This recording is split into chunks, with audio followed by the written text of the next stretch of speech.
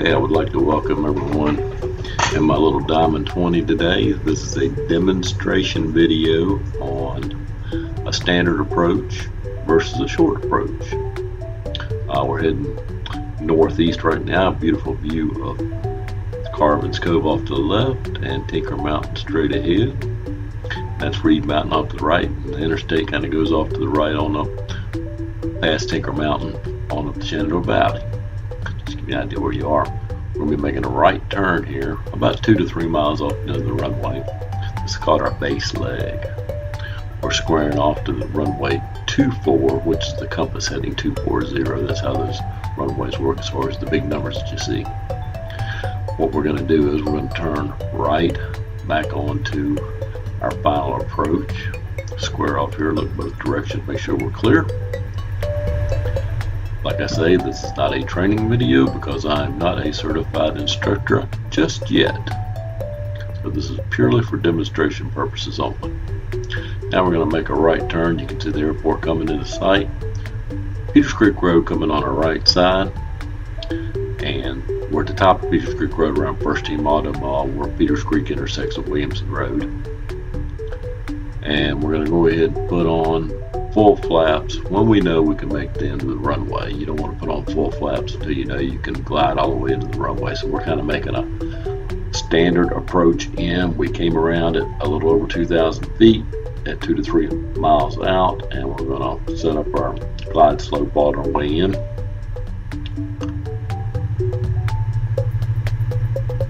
Lined up very well so far.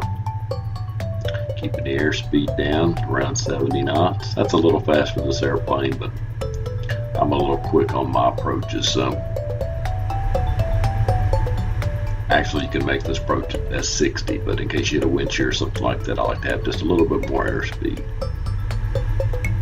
And although something different about this runway is we're coming over the threshold, and you'll see a long stretch about probably 100 yards long that we cannot land on. That's where the tunnel comes up underneath the runway, and you're not allowed to touch down even in a small plane on that area. You have to go to fly past it to the hash marks that we see up front.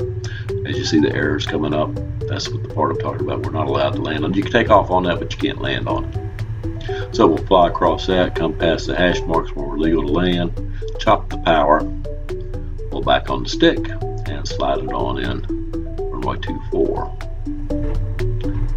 Okay, bring the flaps up 1 notch, shoot the juice to it, full power, and we're off again.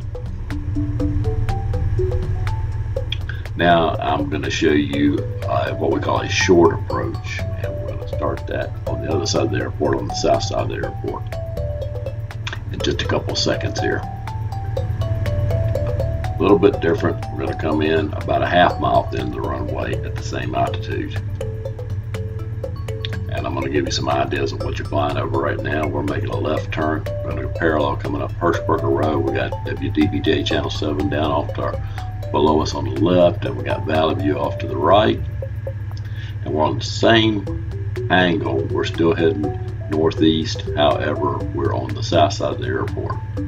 So we're going to come in from the right side, and this is going to be called what we call a short approach. Now, while we do these short approaches, well, sometimes the air traffic controller will request us to do it because we're a smaller airplane, and we're capable of getting down a lot faster than the larger planes. So we might have some larger planes coming in, and the way that the air traffic controller sees it, he might think that if he wants to get us in at all without extending us out up the Shenandoah Valley, so we're just big, he can ask us to do a short approach. However, we're going to request a short approach at this time, just for demonstration purposes. So we're going to put on a notch of flaps. Now, if you'll notice, our altimeter is about 2,100 feet above sea level. That's about 1,000 feet off the ground. Roanoke's around 1,100 feet above sea level, so your altimeter always reads what it is above sea level. And we get the notch of flaps on here. Got to get a little airspeed to bleed off. Now we're going to make a left base instead of a right base for the same runway 24. Start our turn. This time we're literally about a half mile off the runway, off the end of the runway. Kind of heading up Williamson Road.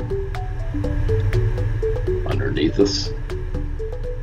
Level off the wings. We need to put on full flaps right away because we're still about 1,000 feet off the ground, but we want to put on full flaps with level wings. Never put on full flaps on an angle of a bank. It's a little risky that way. All right, you see the airport runway coming into sight. Now, what we're going to do now is what's called a slipping procedure. We're going to cross control the airplane, and if you'll notice the little indicator right above my right knee, it's going to show how many feet per minute we're descending. And by cross controlling the plane, I'm changing the surface the way the wing attacks the angle of the wind, and I'm cross controlling it, and we're going to drop kind of straight down, a little bit like a helicopter might do, about 1,000 feet a minute. The object is, we were 2,000 feet, 3 miles out. We were 2,000 feet, half mile out. However, we're going to hit the runway numbers about the same spot. Now, when you're doing a slip, you want to keep your nose down, stay below 80 knots on the airspeed. You don't want to bring the nose up too much. You'll get yourself in a straw configuration, and that'd be very dangerous. You have to be very careful on a slip. Okay, we straighten out the airplane, coming up on the hash mark, and touch down right on the other side of the runway numbers, about the same spot that we did on the other approach. So there you have it. Standard approach, short approach, same spot on the runway. I want to thank you for flying with me today. It's always a pleasure to take you up. And I would just like to reiterate that this is for demonstration purposes only and not for training. Thank you and have a great day. Fly safe.